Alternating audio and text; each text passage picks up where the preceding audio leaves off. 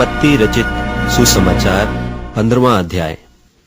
तब यरूशलेम से कितने फरीसी और शास्त्री यीशु के पास आकर कहने लगे, तेरे चेले पुरनियों की रीतों को क्यों टालते हैं कि बिना हाथ धोए रोटी खाते हैं? उसने उनको उत्तर दिया कि तुम भी अपनी रीतों के कारण क्यों परमेश्वर की आज्ञा टालते हो? क्योंकि परमेश्वर ने कहा था कि अपने पिता और अपनी माता का आदर करना, और जो कोई पिता या माता को बुरा कहे वह मार डाला जाए।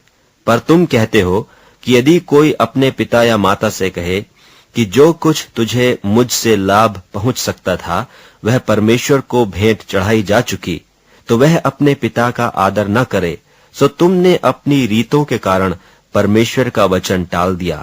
हे कपटियों, यशायाह ने तुम्हारे विषय में यह भविष्यवाणी ठीक की कि ये लोग होठों से तो मेरा आदर करते हैं, पर उनका मन मुझसे दूर रहता है, और ये व्यर्थ मेरी उपासना करते हैं, क्योंकि मनुष्यों की विधियों को धर्मोपदेश करके सिखाते हैं।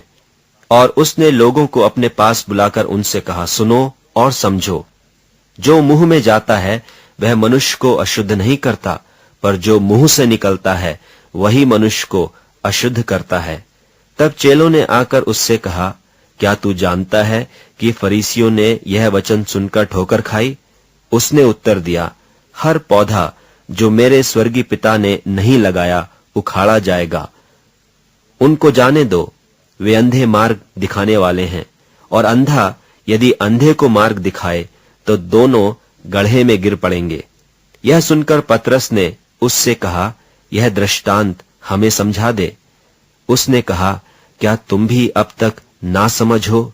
क्या नहीं समझते कि जो कुछ मुंह में जाता वह पेट में पड़ता है और संडास में निकल जाता है, पर जो कुछ मुंह से निकलता है वह मन से निकलता है, और वही मनुष्य को अशुद्ध करता है। क्योंकि कुचिंता, हत्या, परस्त्री गमन, व्यभिचार, चोरी, झूठी गवाही और निंदा मन ही से निकलती हैं। यही हैं जो मनुष्य को अशुद्ध करती हैं, परंतु हाथ बिना धोए भोजन करना मनुष्य को अशुद्ध नहीं करता। यीशु वहां से निकलकर सूर और सैदा के देशों की ओर चला गया, और देखो, उस देश से एक कनानी स्त्री निकली और चिल्लाकर कहने लगी, हे प्रभु, दाऊद के संतान, मुझ पर दया कर, मेरी बेटी को दुष्टात्मा बहुत सता रहा है। पर उसने उसे कुछ उत्तर न दिया, और उसके चेलों ने आकर उससे विनती कर कहा, इसे विदा कर, क्योंकि वह हमारे पीछे चिल्लाती आती है। उसने उत्तर दिया कि इस्राएल के घराने की खोई हुई भेड़ों को छोड़ मैं किसी के पास नहीं भेजा गया। पर वह आई और उसे प्रणाम करके कहने लगी, हे प्रभु, मेरी सहायता कर। उसने उत्तर दिया कि लड़कों की रोटी लेकर कुत्तों के आगे डालना अच्छा नहीं। उसने कहा, सत्य है प्रभु, पर कुत्ते भी वह चूर चार खाते हैं जो उनके स्वामियों की मेज से गिरते हैं। इस पर यीशु ने उसको उत्तर देकर कहा कि हे स्त्री, तेरा विश्वास बड़ा है, जैसा तू चाहती है तेरे लिए वैसा ही हो। और उसकी बेटी उसी घड़ी से चंगी हो गई।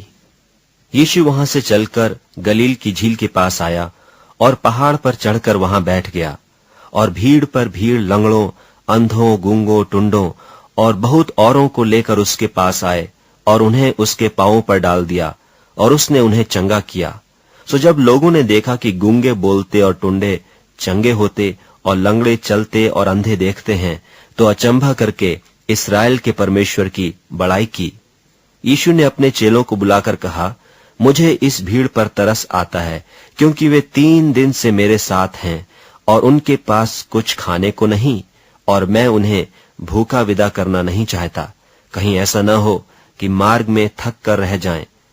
चेलों ने उससे कहा, हमें इस जंगल में कहां से इतनी रोटी मिलेगी कि हम इतनी बड़ी भीड़ को तृप्त करें? यीशु ने उनसे पूछा, तुम्हारे पास कितनी रोटियां हैं? उन्होंने कहा, 7 और थोड़ी सी छोटी मछलियां।